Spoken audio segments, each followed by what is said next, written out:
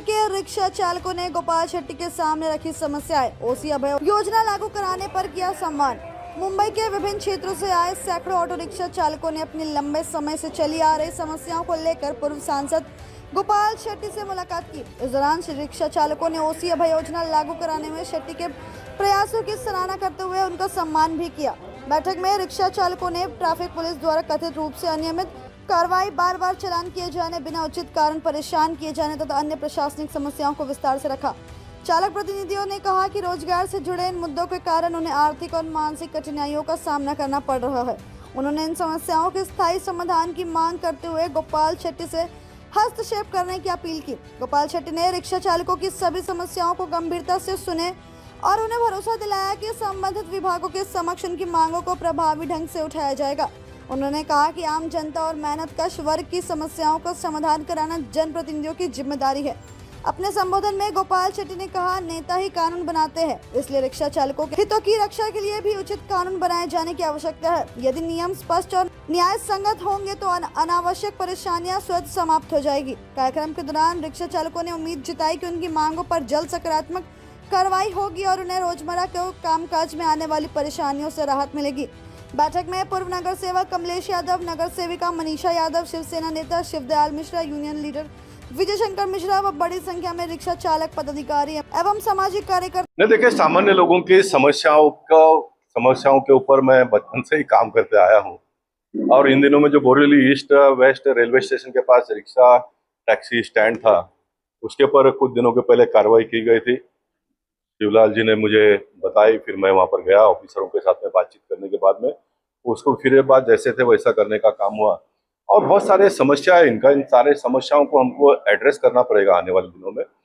और मैं बहुत दिनों से एक मुद्दे को लेकर चल रहा था। विलासराव देशमुख जी जब महाराष्ट्र के मुख्यमंत्री थे तब उनके साथ में मैंने मीटिंग भी की थी, बहुत सारे पत्र व्यवहार किया था।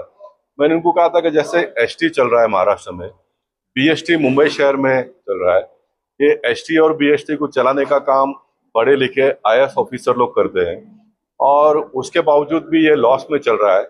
इन दिनों में तो आप बीएसटी को मुंबई महानगर पालिका के माध्यम से हजारों करोड़ रुपया पगार के लिए, वेतन के लिए दिया जा रहा है। तो ये रिक्शा और टैक्सी चलाने वाले लोग इतने ज्यादा इंटरेस्ट के ऊपर लोन लेकर उसको चलाना, आजकल तो रिक्शा का भी मैंने पता किया तो 3 लाख रुपया उसका कीमत हो गया, और उसको चलाना और फिर महीने में एक एक रिक्शा वाले के ऊपर जो पुलिस वाले हैं वो 3-3 4-4 बार फाइन मारकर इनका जीना हराम जैसे हो गया है।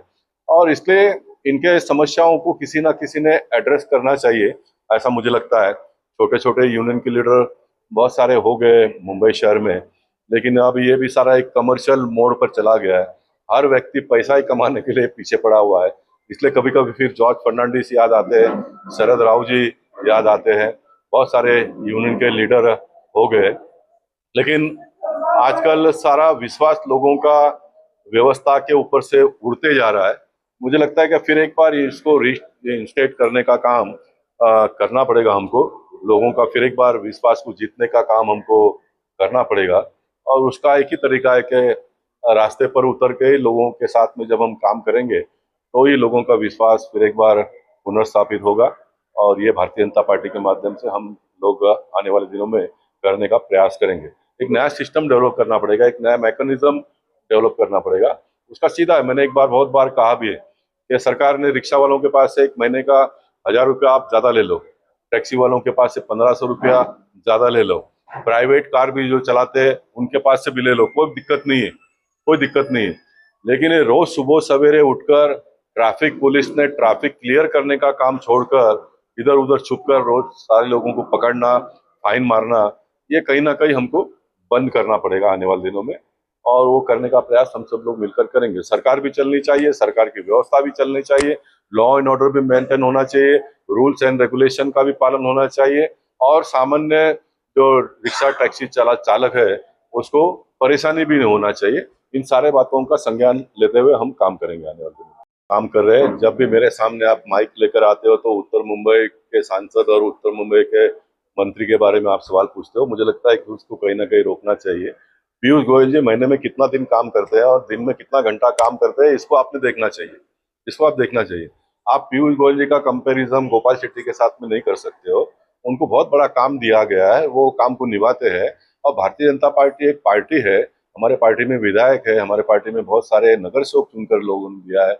मैं माजी सांसद के रूप में काम करता हूँ, इसलिए लोगों के काम को हम एड्रेस करते हैं तो उसकी सराहना आप लोगों ने करना चाहिए। उसमें बीच में से कहीं ना कहीं न्यूज के लिए कोई मुद्दा आप लोग कृपया करके जनरेट मत करिए। ये तो मैं बहुत हिम्मत से काम भी करता हूँ और जवाब भी देता हूँ, इसलिए कुछ बातों का खुलासा मैं कर रहा हूँ। नहीं तो इसमें से जो लोगों को हम न्याय देना है वो बाजू में रहेगा और तीसरा एक पॉलिटिकल मुद्दा खड़ा हो जाएगा, उसको कृपया आप लोग मत करिए।